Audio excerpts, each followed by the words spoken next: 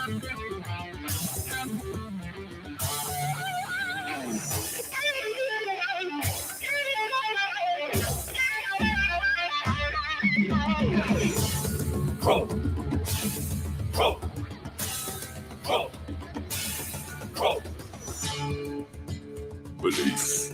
is the enemy of knowing.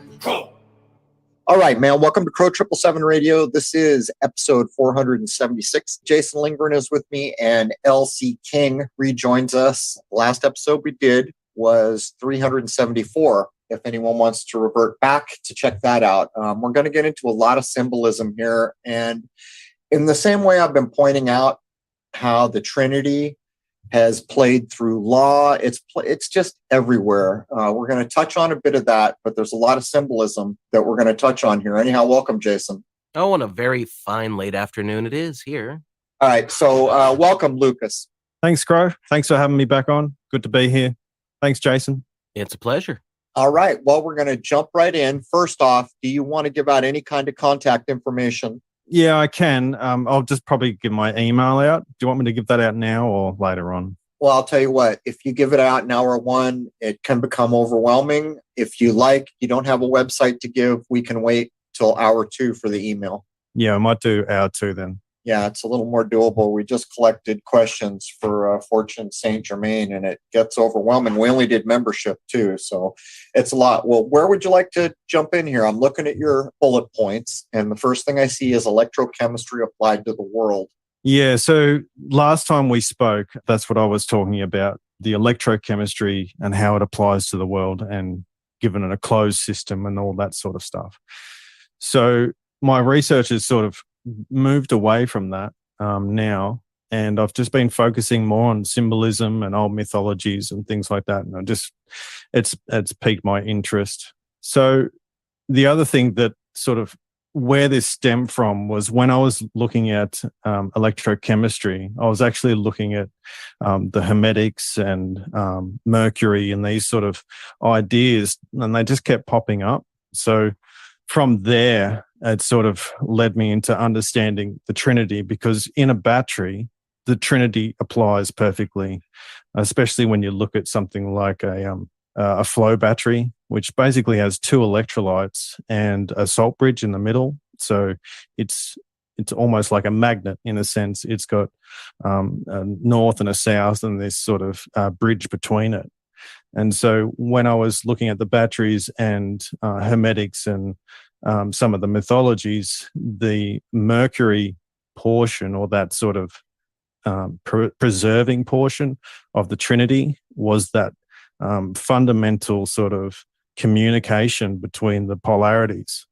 And so once understanding that, then sort of moved into seeing the mythologies in a different way.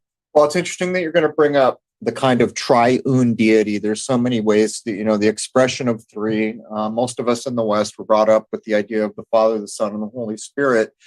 And I think what's important is this is the real deal. There's a reason why, you just equated it with a battery. I've taken time to equate it with so many aspects of law, even trusts. There is no idea of a trust without this three-way idea we have going on here. So where do you want to pick up? Do you want me to follow through the bullet points as we see them? Yeah, I think that's probably the best. So the next portion of this, looking at Mercury as that sort of preserver and following that, I actually saw the correspondence between Mercury and Jesus. And you actually do this through Gematria, and I use Gematria a fair bit to get a secondary information. Basic Gematria or full-blown? Are you doing into the hundreds of numbers, or are you using the simple 1 through 9 method? I use the one that Marty Leeds uses, which is the English cipher, and it goes 1 to 7 and then back down to 1. So the other one that I use and I've been recently doing is the Greek Gematria, and there's probably so much more to be found in that Greek Gematria and how that relates. They're sort of fundamentally different, the way those two Gematrias are set up. They sort of express themselves differently. And so you can find out different sorts of information, or they give you different qualities in a sense. So there is a correlation between the word Mercury and Jesus. And when you actually break it down, you can break a word down using the English Gematria into 3 portions. So the whole word itself as a numerical outcome, and then the actual vowels or the consonants. So when you do that, you actually find that Mercury and Jesus, they actually break down exactly the same in the same numbers for all those 3. So from there, I actually started looking at Jesus as at the numbers of Jesus, and I actually found it equates to the horse, actually, which is equus, the word equus. And so this opened up a huge sort of mythological tell that you could relate Mercury and the horse and these sort of ideas. And so there was a huge sort of opening to mythology from that. So, well, it's interesting. And as I'm looking at the notes, I'm noticing you're using the old school spelling of equus, which would be EQUUS, as opposed to UIS. And the other thing I'm thinking about as you're saying this is the way, Jesus is spelled, depending where you are in the world, in a couple of ways. But as we get into the horse, if we relate that back, the horse has always been a big deal. I remember way back in the days when YouTube was brand new and people latching onto the symbolism that had been threaded through so many things, particularly in Egypt and other places. But if we track it back in Western myth, we're going to come to the idea of Poseidon or Neptune, I believe, is the supposed mythological figure that ruled over the horse, which gives it a relationship instantly to the ocean. But on it goes. But is there a reason you chose to use the W spelling of equus? Yes, it's basically the scientific name. So the scientific name is Equus caballus. And so automatically you sort of have the Kabbalah sort of encoded into the horse as well, or the cube. So that was sort of like another giveaway that there was something here. And sort of before we go deeper into the horse, and to sort of explain it, I have to go somewhere a little bit weird, I guess. And it's back to an old farming practice called it was a threshing floor. And what people would do is go and harvest the grain, and they'd bring the grain up to this circular hardened pan floor usually up on a rise. And it was an elevated location where the wind could be used as an advantage to separate the wheat from the chaff.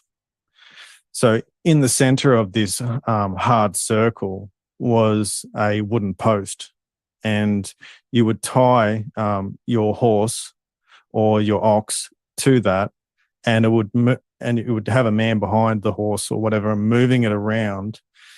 It would actually crush the stalks of the grain, and it would release all the seeds onto the floor. So you could actually pick up the grain after that and then go and separate it with the wheat from the chaff and then mill it. So what was interesting about this is this threshing floor became a symbol for the heavenly movement. So as the horse or the ox is moving around in a circle, it became like this idea that the horse was the actual seasons themselves, or pulling or being the actual strength of the movement of the heavens, in a sense. This circle was actually, you could break down zodiac as in zoo and dial. And so it basically means animal circle. And that's exactly what the threshing floor was. It is it's an animal circle. It's a circle that the animal moved around in. So, and it doubled as a sundial. So, well, there's absolutely a weird occult thing going on with the threshing floor. As a matter of fact, in blues, you see these weird references, and it goes all the way, like a place like the Beatles took it from blues. This idea that I noticed the floor needs sweeping, but I think it relates back to what you're saying about the threshing floor, because there are older blues tunes where they actually talk about it. Makes you wonder if the implication is, human beings are the wheat and the chaff being separated there, or something like that.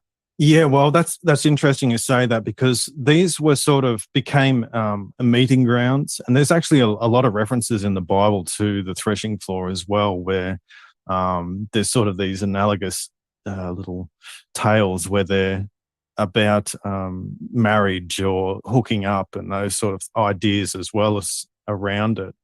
But the threshing floor became it was a central meeting place, and so it has a relationship to law in that sense as well, where the group would gather together and deal out, judgments. But the main sort of point with the threshing floor is that you have that central pillar, or gnomon, what it's called. And gnomon can be separated into two words, which is to know and one. And the gnomon means, the knowing one. So that's this central pillar in the circle became the sundial, and it became the animal, whether it be an ox or a horse, became analogous to the shadow of the sundial. So they sort of linked up together, and that's why you have these very close spellings from horse to hora to the horai, to Horus, and to hours. They're all really, really close, and it's because of that analogy to the horse moving around a circle like the shadow of a sundial's post.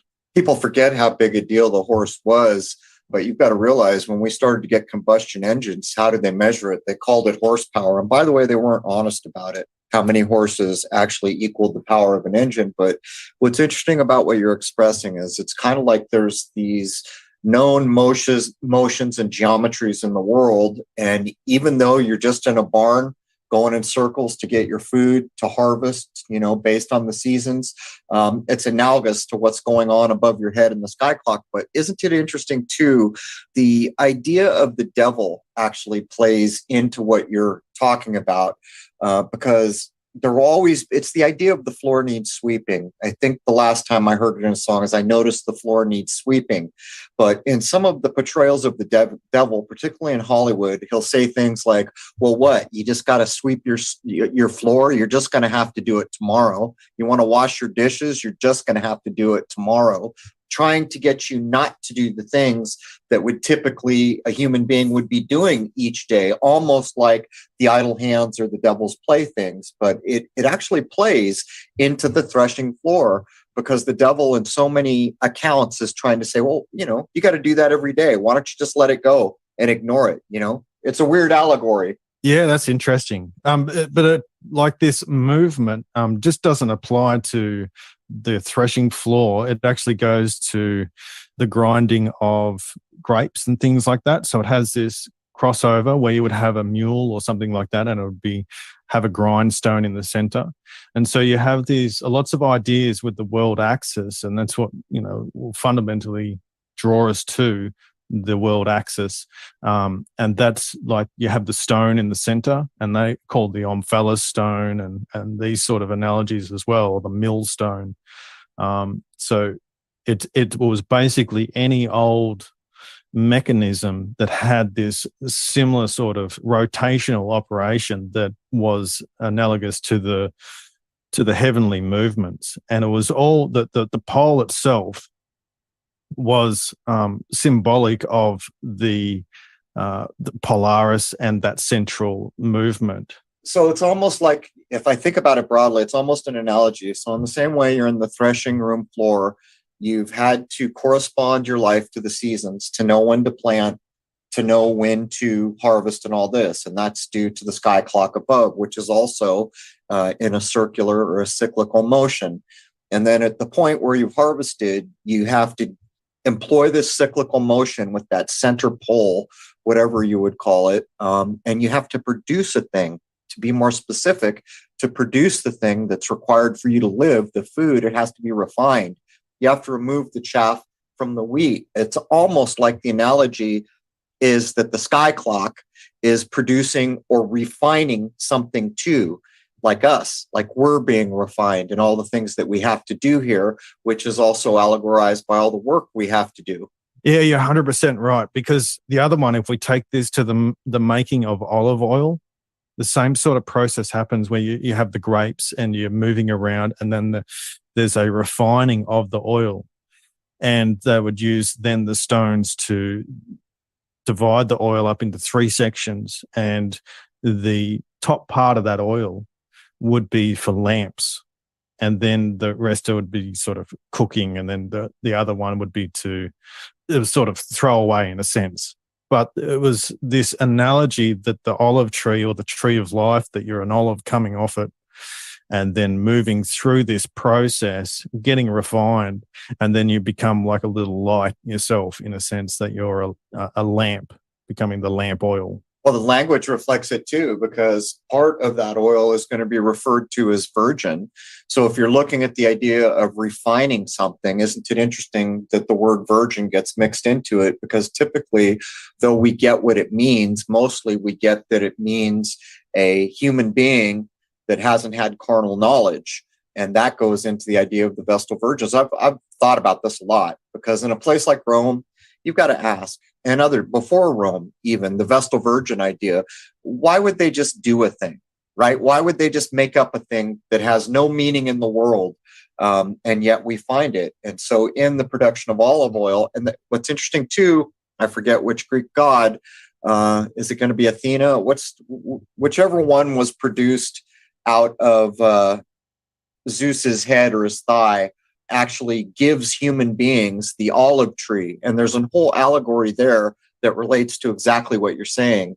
And I don't think we think about it, because, when you think about, we're going in a circle, we're refining olive oil, no one stops to think and blow it out to the entire universe, or, the sky clock and everything. Yeah. So the actual stones that they used to sort of crush the olives to get the oil out were virgin stones, which was really interesting as well. They were called virgin stones. So going back to the horse for a second, the horse in Greek is called a logo. And this word has a secondary meaning of irrational and silent, while logos has association to rationality and word. So you have this sort of really interesting play between the irrational and the rational.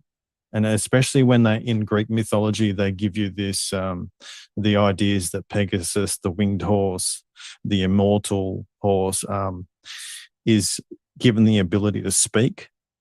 So it's like the irrational, silent, and the speaking go together, which is really interesting in mathematical terms.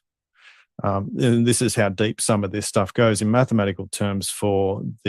With those irrational and rational numbers, you're actually getting directed to certain transcendental numbers. So if you're looking at an irrational number, what you're actually looking at is something like pi, or the square root of 2, square root of 3. And so they're sort of like never-ending ratios, in a sense, never-ending numbers. And so they point to this eternality. Whereas your rational numbers, they are sort of, they're not like that. They have a whole number that's associated with them. So all of these numbers are born of basically the Vesica Piscis. And so we're going back to this, in a sense, we can go back to the virgin birth via this idea of the Vesica Piscis, right? Which becomes a complete feminine idea. Every time I see a Vesica Piscis, even though I was brought up in a language that is pretty retarded, and I mean literally like being retarded down, like an engine being retarded, we've lost our gender. But in other ways of speaking, when they speak, things like a table would be feminine in certain languages, but the Vesica Piscis always has a feminine connotation to me. By the way, when you were getting into Pegasus, if I'm not mistaken, the original telling of the origin of Pegasus is when Perseus cuts the head off Medusa, the Gorgon, and that's a whole thing. Actually, 2 things are produced in the original telling of that. But where are you going with the Vesica Piscis? So yeah, the Vesica is sort of, I'm just sort of showing that it's embedded into the horse as well, and it'll actually express itself in many different areas of mythology as we move on. And it's from that Vesica Pisces, and you're right, it is basically, it's known as the mother of all shapes, or the geometric yoni. And it's from that all these mathematical proofs can be made. And actually the Vesica is an embodiment of the Trinity.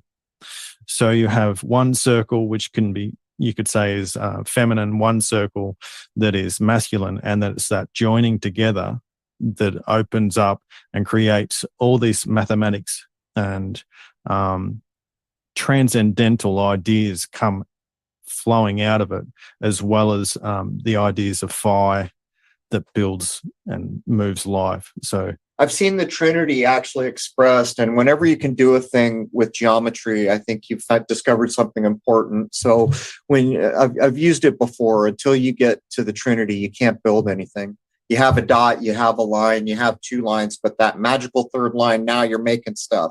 The same thing is with the Vesica Pisces. You put a dot, then you draw a circle, then using the dot to base the second circle, now you've created the Vesica Pisces. And so the Trinity is absolutely, truly, actually, really demonstrable in its creation. Oh, 100%. And it's from that one movement. The rest of the seed of life and the flower of life can be made, basically. And these interwoven circles basically are a geometrical net, and they were called the robe or the veil of harmonia. And it's really governed by this, the square root of 3. And it can also be viewed as a fishing net. And so you have all these ideas that are weaved throughout mythologies about fishing, also the vessel of the fish. So you have these sea ideas that are interwoven into it. And seem to have a feminine aspect. You know, look at all the words from the Bible and look at one like Mary. You have the M-A-R idea, and that is the mare or mare idea. If you go to Japan, all the ships will be like Ishikawa Maru. Instead of saying the USS, whatever, you know, they have Maru on the end, that M-A-R, even in a place as far away as you can be from English and Japanese language, that M-A-R is still sea ideas. You can go all the way to the moon, the mare of tranquility, the sea, mare. Didn't Dylan have something significant to say about that? Oh, I'm sure that he covered so many things, but I was going to finish by pointing out that a female horse is referred to as a mare. So there's your water crossover right there. And by the way, if you really want to get interesting, M would be the 13th letter of the alphabet and dead center, but it's all feminine ideas wrapped up in these things. So I at first I was wondering, how did you get to the horse from where you were going? But now I'm starting to see it perfectly. Makes perfect sense. And these would be magnetic ideas, right? Because that's the feminine, which again, we have the M-A-G, like Mary Magdalene. I mean, it goes on and on. Yeah, so it's from that feminine, the logos. That's what it's this logos is this idea of, how do you say it? It's reason, rationale. It's also the power behind the universe, in a sense. It's what governs things. And so that's this idea that springs forth naturally from the Vesica. And it's that sort of the all mother, or the mother idea that comes out of that. So that's the book of John. The one gospel that is not synoptic opens with the very words that echo what you just said. In the beginning was the Word, and the Word was with God, or the Word was God, depending on the version you read. It's exactly what you're talking about right here. Mm-hmm. And it's from that, the seed of life, or that Vesica, that movement that creates the seed of life, that we actually start to get, naturally creates the cube. And it's from that cube idea you get sort of the real 7, which comes into play a lot in any sort of religion or mythology. Counting the center point, is that how you're getting to 7? The cube has 6 sides, and then you count the center point? Yeah, that's it. Yeah. Okay. And that center point is, in a sense, the immovable point. It's in relation to our world, it's the omphalos stone, or the navel point. It's the world navel, and it becomes like this immovable rock. See, the nature of the world axis is that it's immovable, and it's just like the moving the threshing floor with the the horse moving around it, the post in the center was actually the guide of the horse. It was the real power behind it because it was actually directing where the horse needed to go. And it's the same thing within our world. This unseen, immovable, eternal world axis is the real power behind everything, but because it holds firm to where it's supposed to be, in a sense. And what's really sort of taken us away from this idea, in a sense, is the two cosmologies that we were given. One is basically a solar-centric model, and, with the sun in the center, the earth spinning and moving around. And the other one is a polar-centric, that's what I call it anyway. And that's where the sun and the moon enclosed system, and they move around this central axis. Being the earth? Well, the central axis is like that Polaris, this you sort of don't see it. It's the magnetic center of our world, and they move around that. Oh, okay. So referring to the pole. Before we get too far, so Jason, what were you going to bring up that Dylan had brought up in the idea? Well, that's what I couldn't remember, but I could have sworn Dylan made a very strong point about the language connection, how that even in the Far East, there was that connection with Meru and the sea. I remember him saying it, and I also remember that we had pointed out in one of the episodes that in the same way the Japanese priests wear a black cube on their forehead, it was found out back in the 40s or the 50s when an ambassador from Japan went to Israel that they realized there was a connection with their language. And of course, over there, you will have priests, well, whatever the right word is, with a black cube on their forehead, which is interesting because they wear on their arm this black band that goes down around their middle finger, which is also the Saturn finger. And what's interesting is we're sitting here talking about the cube, which when I think about the cube, and Lucas, I don't know if you agree with me, that's here for me. Any representation of 6 or the geometry of a cube, that's here. It's got the angles of sorrow. It's going to be hard here. We're in a tough boot camp. But if you turn that cube black, now I'm thinking about Saturn. So I don't know if you agree, but that's where my mind goes. Yeah. So when you're talking about Saturn and those sort of things, although I haven't spent heaps of time with it, the symbology sort of is nearly all the same, actually. Saturn is, when you're talking about the cube and the black and all those sort of things, there's heaps of representations of it. Even Krishna is black. Originally with nappy hair or woolly hair, they said black with woolly hair in some of the really old versions. But what was the Gematria value when you broke out Jesus and realized a relationship with Mercury? Do you know what the value was? Does it come down to a single number? Yeah, Jesus and Mercury is 27. 27. And then it'll be 16 and 11. 27's really, really interesting because it is to do with the flower of life. Well, I'm with you all day because the way I do it, I would add that to 9, and that tells me things. 9 is the highest number in the way that I think about things. It's also considered a completion in the way that I use it. But I will also say that I have read recently, I love reading some of the old Christian mystics. They're so interesting. But what I noticed was when they were assigning meanings to numbers, they called 6 the Christ number, which I mean, it's neither here nor there, but it's interesting to me that you're getting to 27 because I would think about that as a 9 and it fits the bill. Yeah, 27. And it relates to the flower of life and the cube, which is basically a Rubik's cube. So it has that sort of same gematria or the circles in it. So yeah, it's really interesting. And out of that sort of interlacing of circles, you get so many different numbers and they all apply to these sort of, it's like a canon of numbers that they use for either building, measurement, what have you. It's, in fact, what I think it is basically, they all understood this old system and they used it for building. I don't think what I'm talking about or what I'm pointing to is, it was like their education system back in the day. That's what, as far as I can understand. Like, yeah, it's just been so hidden to us to our world. It's like a cult, you know. I don't know if you agree with me, but one of the ways that I try when I get stuck or something's way too complex, and that's why I use, well, everybody knows I'm not good at math. I don't think about numbers. I can't think about numbers in the way most people do math, where it's a value, where it's a sum or an output. They're symbolic to me, and they're patterns, maybe is a good way to say it, but they're symbolic, and I get the meanings of 1 through 9 that work for me. But if I take any number and I break it and I add it all up and then break it all the way down to one number, no matter how different those numbers appear to be on the face of it, if they both end up being, say, 4, then I know there's absolutely a relationship.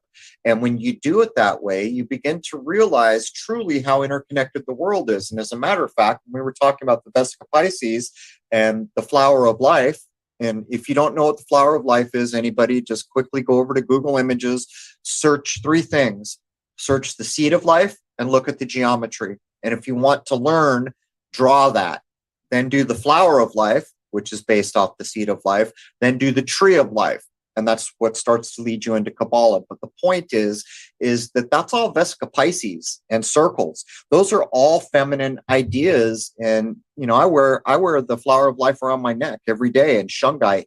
These are the building blocks of basically everything material, aren't they? Yep.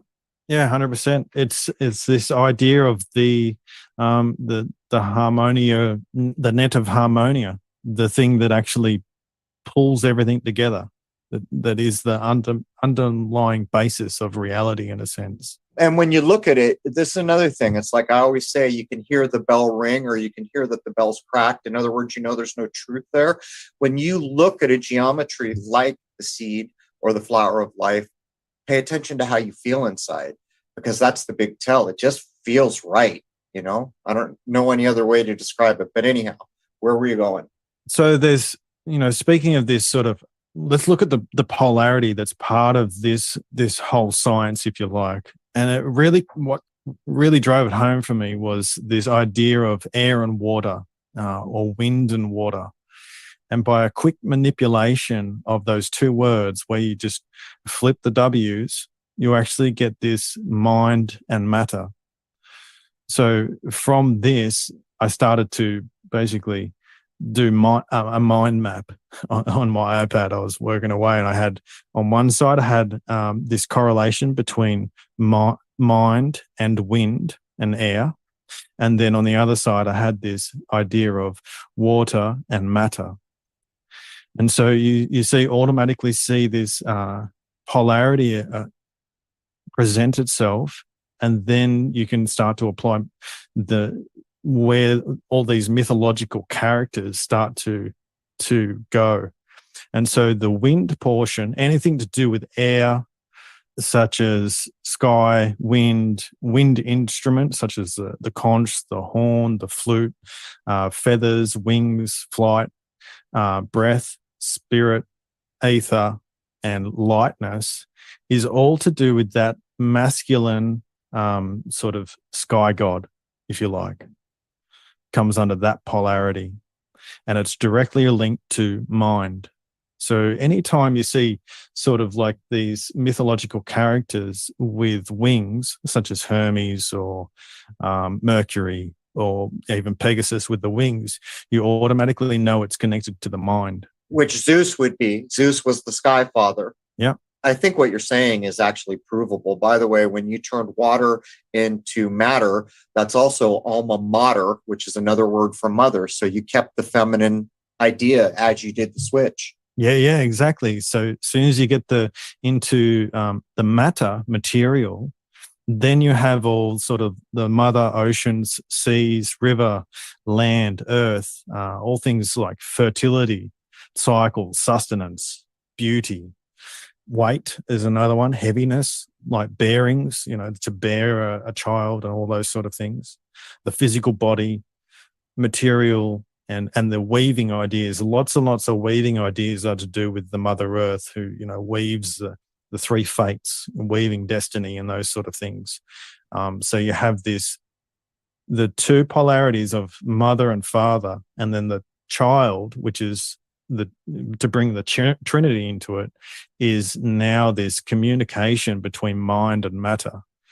And it's like the creation, it goes back to creation stories where the spirit air hovered over the waters. And so there's this idea of mind mingling with matter to create life. And so there's the two sides of the same coin in a sense. And the Spirit of God moved across the face of the deep. It's even in the original scripture, a version of what you're laying down. Yeah, I don't really think any of this is arguable. I think it's on the face of it. And by the way, the Christian mystics, I think, it's been a year or two since I read, but their idea is they take apart the numbers 1 through, I think, 20 something, 10 being one less octave of 20 is their idea. But what's interesting, it said exactly what you did. 1 would be the male, the masculine, or the perfectly straight line could also equate to God. 2 would be the feminine. Now, the first one is positive in polarity. The 2 is negative in polarity, and it's also the feminine. When those 2 come together, you get the offspring, or the 3, which is also the Holy Trinity idea, the Father, the Son, and the Holy Spirit. So I don't think anything you've laid down can be pulled into doubt, to be honest with you. Yeah, and that Trinity is associated. The Trinity portion of it is associated with the world axis. And it's also associated with us as well, because the world axis is that still point within the commotion, is the still point within the world of change. And our spine relates to it as well. So we ourselves are this merging of the two polarities, because we're governed by mind and matter. Am I making that clear? Yeah, I actually, as you were speaking, I did a quick look up on world axis just to see what they'd say, but go ahead, finish your thought. Yeah, so and that's where you get a lot of these ideas are stemming from this idea that we're in a world of change, the world of this world that is moving constantly, the seasons, the hours, and all that, and then you have this still point in the center of it. And so this is where there's the joining of the two polarities in a sense, because one would be one's a positive charge and one's a negative charge, and when they come together, they cancel each other out, and it becomes a neutrality in a sense. And that's what this world center is sort of speaking of. It's the hard foundation that everything else is actually. If it wasn't there, the whole world would fall apart in a sense. And so the analogy then comes into us is that we are the part of this world as well. We have all this change going around our little worlds that we're in, and we have this central pillar within us that we have to move into and find that center, that present moment to operate from. I'm actually looking through what you were just about to do. Another thing about the idea of the wind and the horse, and I see that you recognize that that's also in Tibetan Buddhism. The wind horse is often depicted on their colored flags, which the wind carries their prayers to heaven through. But that is bringing the masculine and feminine idea together, right? The sky would be the masculine and the positive polarity, and the horse would be closer to the water idea, the feminine negative polarity. It's interesting. Yeah, and you also have Odin, which is, you have Yggdrasil, which is the Drasil of that is actually means horse, and Yig, the start of it, is Odin. So it's Odin sitting on his horse, and that is Yggdrasil is the world tree. So they're exactly the same sort of thing. And some aspects they actually paint the horse that they're sitting on as the feminine or the queen, which is interesting, the mare. And it just sort of depends on, you have to put it in context with what you're reading in a sense. But there is definitely, the horse plays a role in both as an air sort of creature, wind horse, or the water horse as well. So it's related to both. And I think a lot of what they're doing is they understand the basic premise, and then they're playing with the ideas and finding correlations. Another one that's like attached to mind and that sort of has this linguistic connection to it, because mind in Greek is nous. And so then automatically you have this related to noose, rope, twisting, and these ideas. And you also have nous can be linked to ship, the foot, and those sort of ideas as well. So you can have these linkages through language that are actually, you can see where the symbols are actually playing off certain sort of Sanskrit or Hindu gods will have a rope. And when you see that symbol in their hand, you know that they're sort of like a sky god or talking about mind. So this starts to bring everything together once you understand the basic polarity that they're using. It's funny when you begin to, when years ago when we were doing this, people used to say, well, this is in English, doing versions of what you're doing here, but they would say this is for English. But in those couple of decades, people are recognizing, no, this is universal. So many words across so many disparate languages. Most people don't realize that if you can't speak or can't listen to and comprehend a language, if you look at it written, you'll slowly begin to put it together. And there's such a commonality between so many languages that are so far apart. The real dividing line comes when you get into the Asian languages that are symbols, which we don't really know how to resonate with. But I noticed you were putting in your notes a thing that it's the same as with numbers. If I could take any number and I could add them all up, then reduce them down to a single number and they're the same, then I know in fact there is, for lack of better terms, a cosmic relationship between those two numbers, no matter what they were or how disparate they seem. And I notice you're doing the same thing with language when you recognize a word like legal is basically a jumble of the word eagle, but you recognize instantly that there is a relationship. In other words, it's beyond just a relationship because we recognize that it's like a resonating relationship, if I said that right. Back to the idea of logos, like each one of those letters has just been moved around a little bit. So there is, in fact, actually a relationship. Yeah, and I think that's what they were doing. Like, I've thought about it in this way, where we've thought language is liquid. It is like the world of change. It's always constantly sort of changing. Like we say, we've got, our dictionaries and things like that now. And I don't think that was the case in the past. It was much more fluid. But when you look at the sort of opposite of that, you have mathematics, which doesn't ever change because you have, 1 + 1 is always going to be 2. It's always going to show those relationships. And so you have this almost like language that we use is liquid, fluid, changes. And then you have the static one, the universal language. And so there is a sort of, when you're doing gematria or those sort of joining the mathematics and the language together, or the word language, written language together, you're actually doing some sort of alchemical binding, if you like. And I find that really interesting because, and you'll see this actually with something like the Zeus, Apollo, and Hermes. When you do the Greek gematria of them, there is a correspondence between those names that's all based on the square root of, I think it's square root of 2. And so there is a definite, someone has gone to the trouble of creating those names and showing the relationships within the gematria. So they're built names out of gematria to show certain sort of mathematical principles.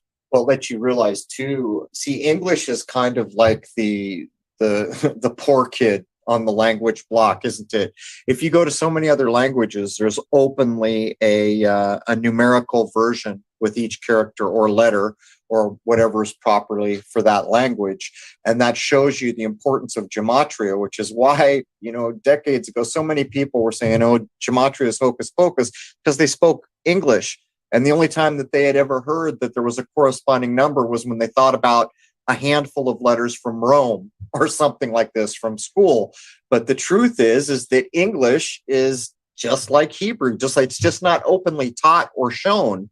And as you go through what you're pointing out here, you don't get there without recognizing that there is, in fact, a numerical value. And what's interesting about it, is I used to think, well, which version are you using? And I would think that the outcome would be different. But, I've paid attention. People using what I consider long form gematria, which will take thousands, numbers of hundreds or thousands, and just keep going on, are really doing almost the exact same thing as like the Christian mystics who take 1 through 9, or the very simple numerology, which is what I use.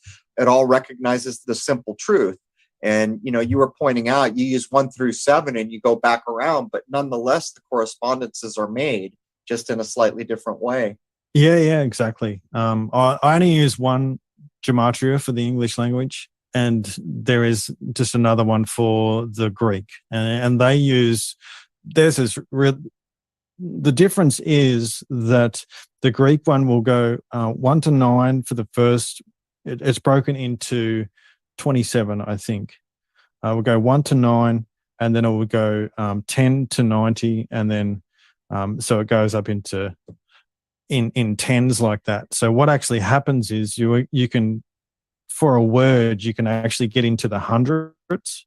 So the name for Jesus in the Greek gematria it comes to a value of 888.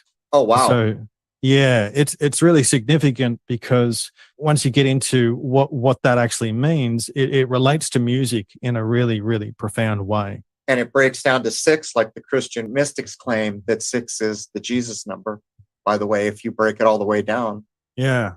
So the Horai, and this relates to the horse, the Horus, and hours, and horology, which is the science of measuring time and making instruments. Well, each one of those 3 Horai are actually related to a different geometric mean.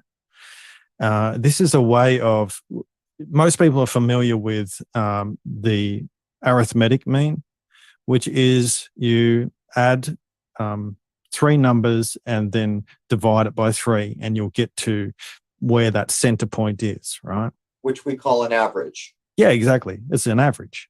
So there's actually 3 types of means. And so there's the arithmetic, there's the geometric, and there's the harmonic.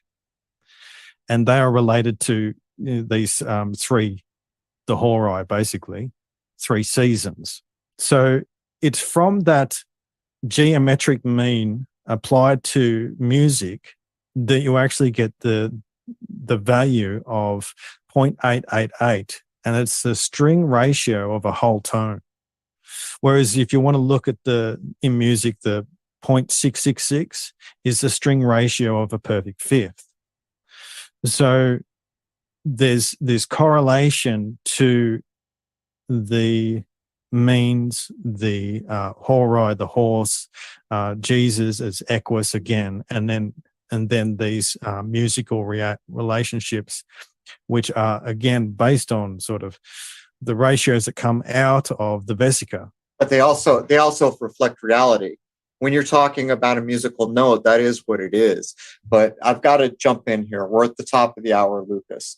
So let me wrap up real quick, but I want to pick up right where we're leaving off, because when we start getting into the cymatics and the notes, it's a big deal. So I'm going to bring hour 1 of episode 473 to a close. Lucas, I know you want to give out your contact email in hour 2, but for anyone listening, I can imagine some people thinking, well, what does all this mean? And I think the first line in the book of John sums it up.